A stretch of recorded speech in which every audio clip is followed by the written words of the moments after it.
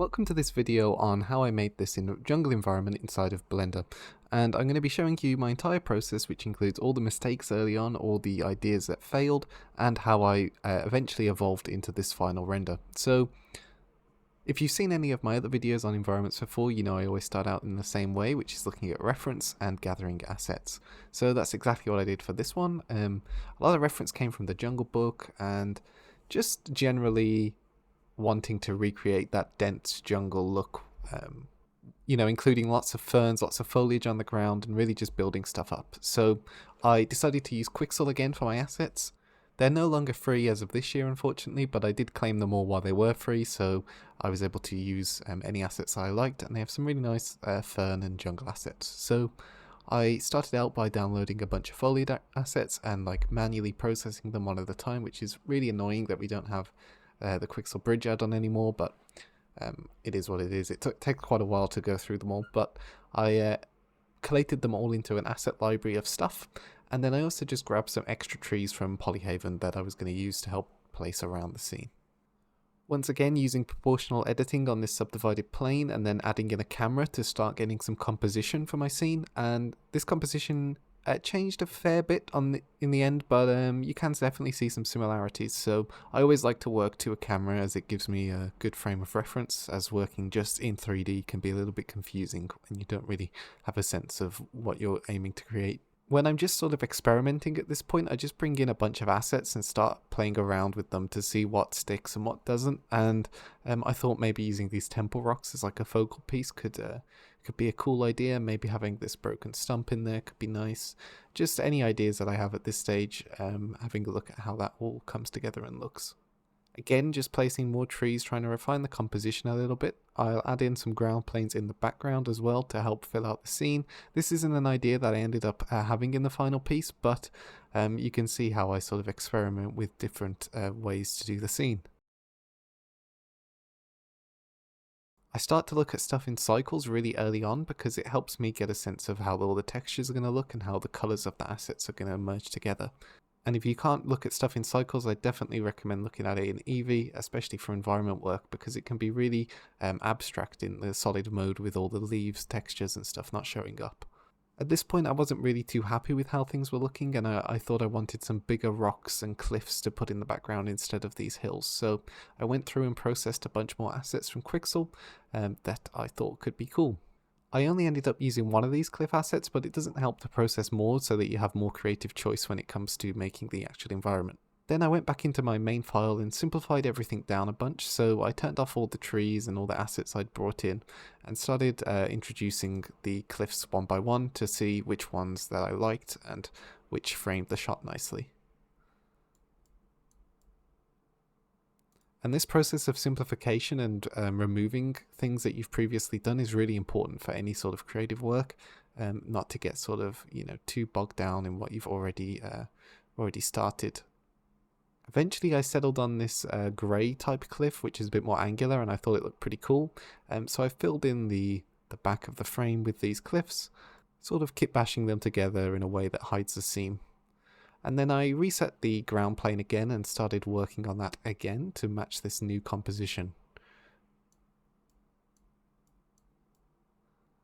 And then I brought in all the assets I'd turned off and started simplifying stuff down a bit, so separating out the temple rocks and the trees. And what this allowed me to do was just focus on one element at a time and really hone down the look of each individual element and where to put them. And this simplification process is something I do throughout this, and it's useful to me all the time. So I started to introduce a HDR to get some lighting into the scene as well as I was placing these assets again, just to give me a better sense of how the final render was going to look and what kind of tone I wanted to go for. And I found this sunset HDR worked pretty well. When I came back to look at this the next day, I wasn't really happy with how it was looking, so I simplified again, turned off all the tree assets, and just focused on the cliffs and this ground plane. So I moved the cliffs back a little bit into the scene to get a bit more depth, and with the ground plane I basically set up a couple of materials on this and set up a way to blend between them. So I had a nice stick base material and a mossy material. To mix between them, I just used a vertex attribute, color attribute, which you can reference in the shader editor really easily into a mixed shader node.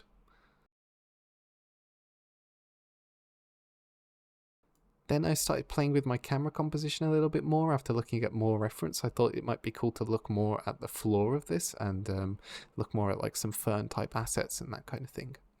So I started bringing in some of the foliage assets that I had, and also using a cliff to play with shadows in the foreground as well, and just getting an idea of how the whole scene's going to come together at this point.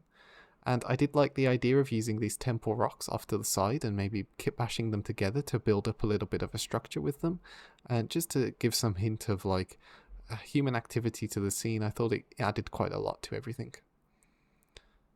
And the nice thing about using the pre-made assets is you can get away with quite a lot from just a single asset. So, you know, this whole structure that I'm building on the left is just made from one temple rock asset, really.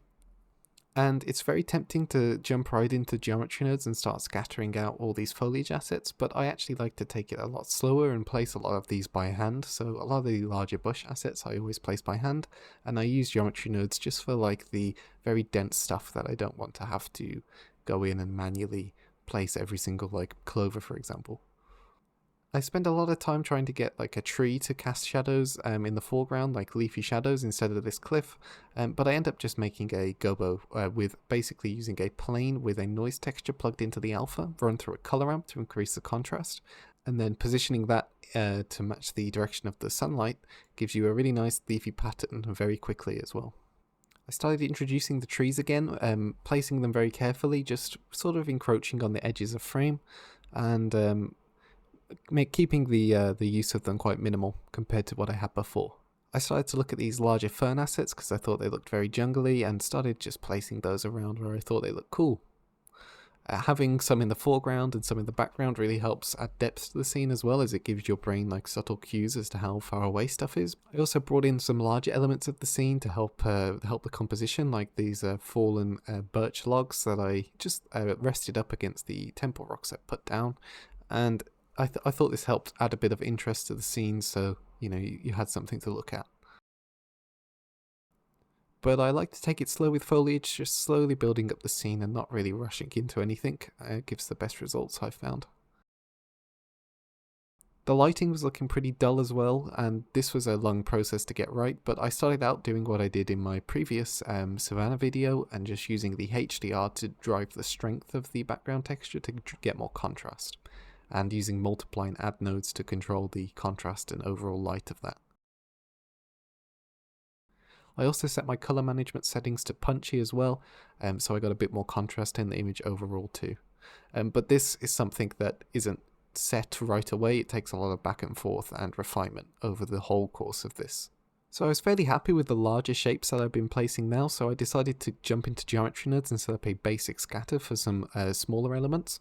So I set up a just a distribute points on faces node, set to posse and disk, and used the density factor as a vertex group so I could control where to place some clovers and any other scatter assets I wanted to use. I also made sure to obviously align the rotation to the normal and add some randomness in there as well. But you can see this added a lot to the ground plane, as it's no longer just a flat texture, it actually has some like 3D models on it, so it really does help a lot. And just using weight paint mode to just scatter these around and place them fairly randomly around the scene. I made it into a modifier as well and exposed the clovers collection input so I could change this to any other type of asset that I wanted to scatter. And you can see I did the same with some nettle collections, and I think there was one more as well that I did a small scale scatter on the ground. But at this point the image was coming together quite well in terms of the environment at least. The lighting wasn't quite there yet, but I just started bringing in some more coloured assets and some larger fern assets as well to help fill out the scene a bit more and just build up multiple layers to the ground. I found it really useful when looking at the reference to see that in jungles you can't ever really see the ground that well, so I decided that around the edges of frame at least I would just make it so that there was a lot of foliage sort of stacked on top of each other.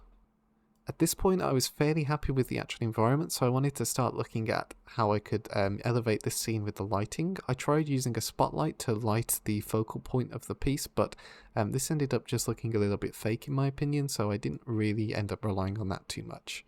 I played around with the HDR for a while, tried some different HDRs, nothing was really working. So I tried a sun lamp as well, just my own custom sun lamp to bring more light into the scene, and then using an area lamp as a fill light. And this ended up being the method I ended up using to light the piece in the end. But you'll see me go back and forth between using HDRs and lights quite a lot throughout this.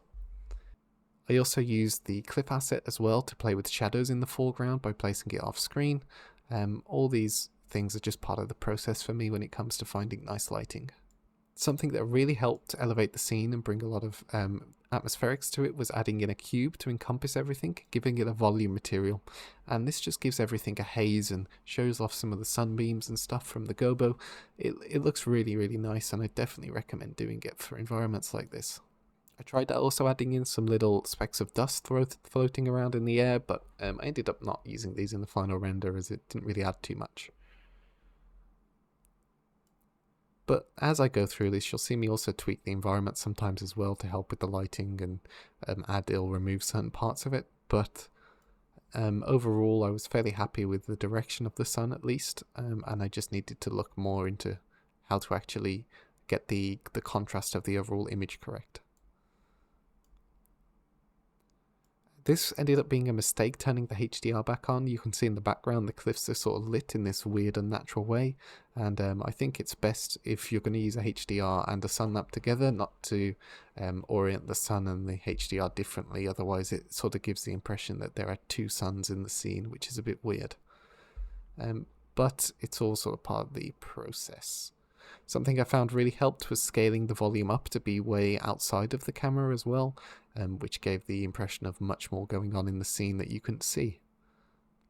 I'll also use other objects as light blockers as well if I want a shadow in a particular place, like this cube for example. I use to block out light in a particular area where I don't want to see it. And at this point, I was getting a bit stuck, so I jumped into the compositor, turned on viewport compositing, and started adding in all my usual nodes, such as a lens distort and a vignetting setup using a multiply node and an ellipse mask that's blurred. And then I did a little bit of color correction using a color balance node as well. And I tried out some hue corrects, RGB curves, various nodes. But really, the best results came from when I stepped away from this. I stopped recording in the end and came back and just tweaked everything once more, tweaking the lights slightly and tweaking the color management settings and the contrast settings. But I hope you found this kind of run through of everything quite useful, and hopefully you learned something about making jungle environments in Blender this time. And yeah, I hope showing you all my mistakes along the way was a nice thing to include as well. I know a lot of people just cut those out, but I thought it was important to show you the entire process. So yeah, thanks very much for watching, and I'll see you in the next video.